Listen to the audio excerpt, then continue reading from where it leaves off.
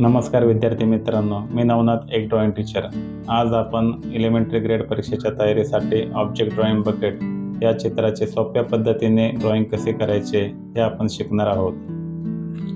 परीक्षेत वस्तूंचे चित्र काढताना काही सोप्या गोष्टी जर लक्षात ठेवल्या तर आपले चित्र खूप सुंदर होते. तर चला मग चित्र काढायला सुरुवात करूया. तर विद्यार्थी मित्रांनो, सर्वात पहिले कागदावर हलक्या हाताने एक रेक्टँगल म्हणजे आयताकृती आकार रेखाटायचा आहे. हा आकार रेखाटत असताना कागदाला शोभेल असा मोठा आकार रेखाटायचा आहे, जेणेकरून आपले जे वस्तुचित्र आहे ते मोठे होईल. त्यानंतर वरच्या बाजूला एक लंबवर्तुळ काढायचे आहे. त्यानंतर दोन्ही बाजूला 2 उभ्या रेषा काढायच्या आहेत आणि एक समांतर रेषा काढायची आहे.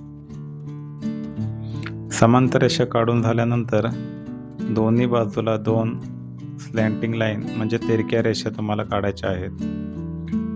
तिरक्या रेषा काढण्याचे कारण म्हणजे बादलीचे जे तोंड आहे ते मोठे असते आणि बादलीचा जो तळ आहे तो छोटा असतो.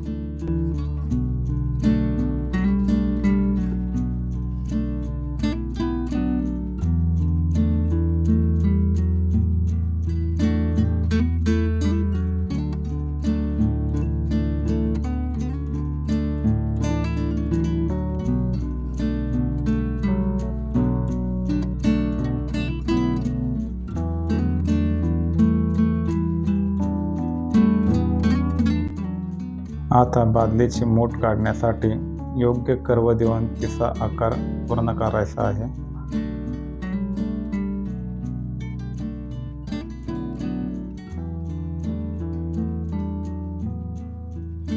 बादलीचे ड्रॉइंग पूर्ण झाल्यानंतर ज्या एक्स्ट्रा लाईन्स म्हणजे ज्या अतिरिक्त रेषा आहे त्या आपल्याला इरेजरच्या सहाय्याने इरेज करायच्या आहेत. आता आपले बादलीचे रेखाटन तयार झालेले आहे. तर मग आपण यात रंग कसे भरायचे ते पाहूया. या ठिकाणी मी डॉम्स कंपनीचे ऑइल पेस्टल्स घेतलेले आहे. रंग देण्यासाठी या ठिकाणी मी 3 शेड्स वापरत आहे. पहिले आहे पर्शियन ब्ल्यू, दुसरे आहे सेरुलिन ब्ल्यू आणि तिसरे आहे लाईट ब्ल्यू. सर्वात अगोदर मी डार्क बाजूने सुरुवात करणार आहे. त्या ठिकाणी मी पर्शियन ब्ल्यू वापरत आहे. रंग भरताना बादलीच्या मूळ रंगासोबत हलक्या आणि गडद छटांचा वापर करायचा आहे. प्रकाश ज्या दिशेने पडत आहे हे लक्षात घेऊन एका बाजूला प्रकाश आणि विरुद्ध बाजूला गडद सावली द्यायची आहे, ज्यामुळे चित्र आपले अधिक वास्तववादी दिसणार आहे.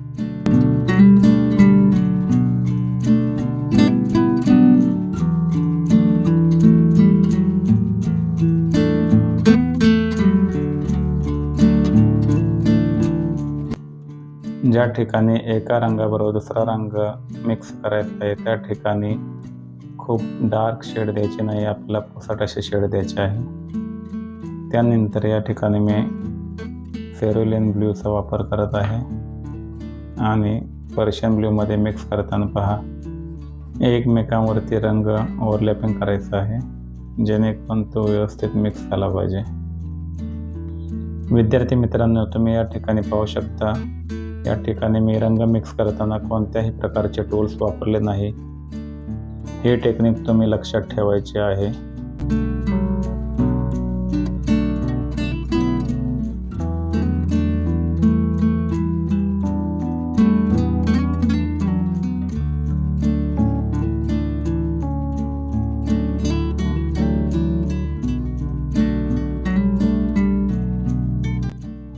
यानंतर मी लाईट शेड करण्यासाठी लाईट ब्ल्यू या शेडचा वापर करत आहे आणि सेम टेक्निक यूज केलेली आहे.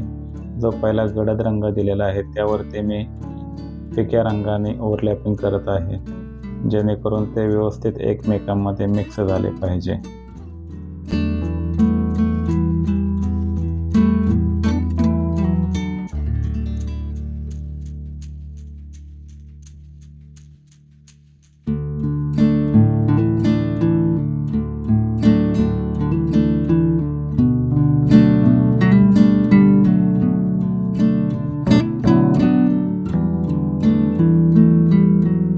आता बादलीच्या डाव्या बाजूला मी थोडे डार्क शेड घेत आहे, जेणेकरून बादलीला हा 3D इफेक्ट येईल.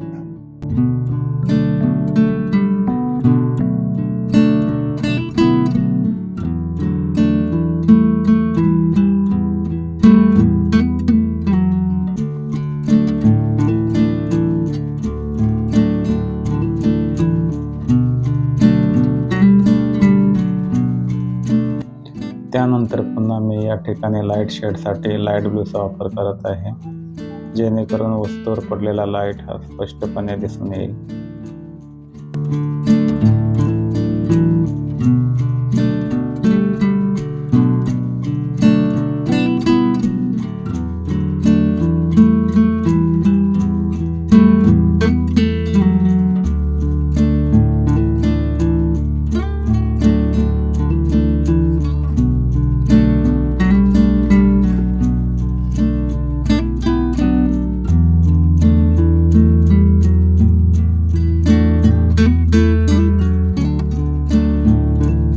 आता या ठिकाणी आपल्याला बादलीवर पडलेला जो डायरेक्ट लाईट आहे तो दाखवायचा आहे. त्यासाठी मी या ठिकाणी व्हाईट रंगाचा वापर करत आहे.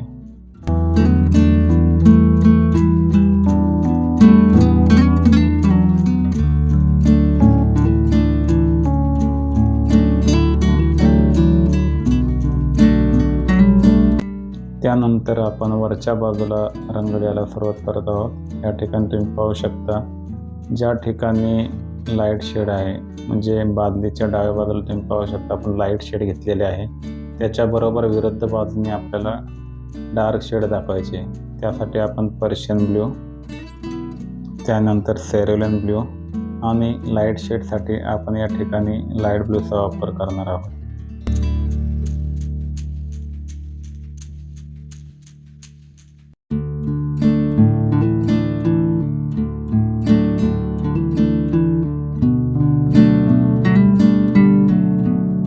आपण जे सुरुवातीला रंग घेतले होते बादलीवरती, तेच आपण पुन्हा रिपीट करणार आहे.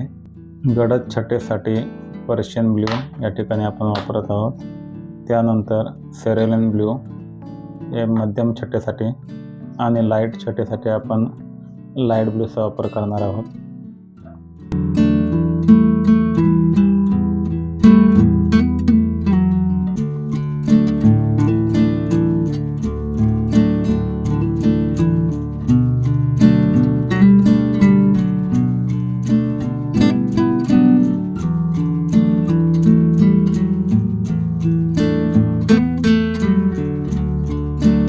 या ठिकाणी तुम्ही पाहू शकता, मी पुन्हा या ठिकाणी व्हाईट रंगाचा वापर करत आहे.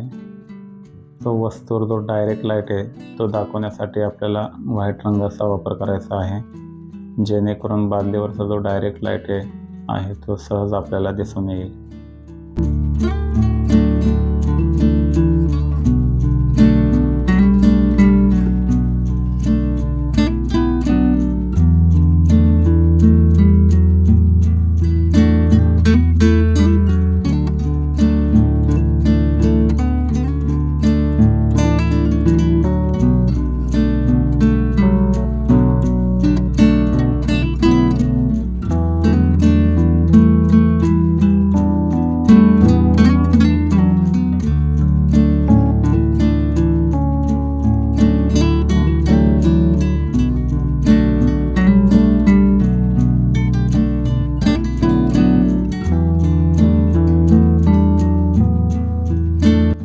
बादलीच्या तळाला रंग देताना सेम आपल्याला हे 3 शेड्स वापरायचे आहे.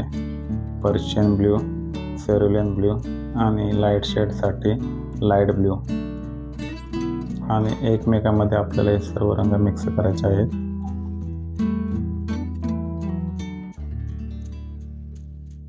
या ठिकाणी तुम्ही पाहू शकता, बादलीवरती आपल्याला डेप्थ दाखवायचे आहे, म्हणजे जेणेकरून बादलीवरचे जे वेगवेगळे आकार आहेत ते सहज आपल्याला दिसून येतील. त्यासाठी मी या ठिकाणी काळ्या रंगाचा वापर करत आहे. बादलीची कडी दाखवत असताना या ठिकाणी मी डार्क व्हायलेट या रंगाचा वापर केलेला आहे, जेणेकरून बादलीवरती तो सहज दिसून येईल.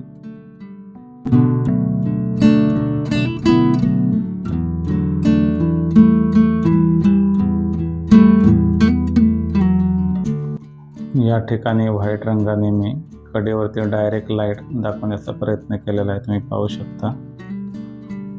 आता आपण बादलीची जी शॅडो आहे, जी सावली आहे ती दाखवणार आहोत। त्यासाठी या ठिकाणी मी 3 रंगाचा वापर केलेला आहे। पहिला जो रंग या ठिकाणी वापरलेला आहे तो आहे ब्लॅक कलर।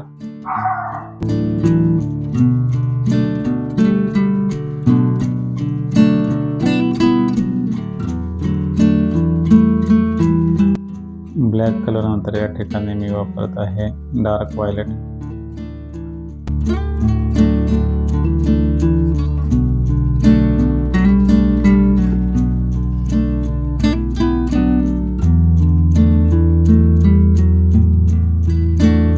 डार्क व्हायलेट नंतर मी या ठिकाणी वापरत आहे व्हाईट कलर। तिन्ही रंग हे एकमेकांमध्ये व्यवस्थित मिक्स करायचे आहेत। तर विद्यार्थी मित्रांनो, या सोप्या टिप्सचा सराव करा आणि हा व्हिडिओ तुम्हाला कसा वाटला हे कमेंट बॉक्समध्ये नक्की सांगा आणि चॅनलला सबस्क्राईब करायला विसरू नका। धन्यवाद।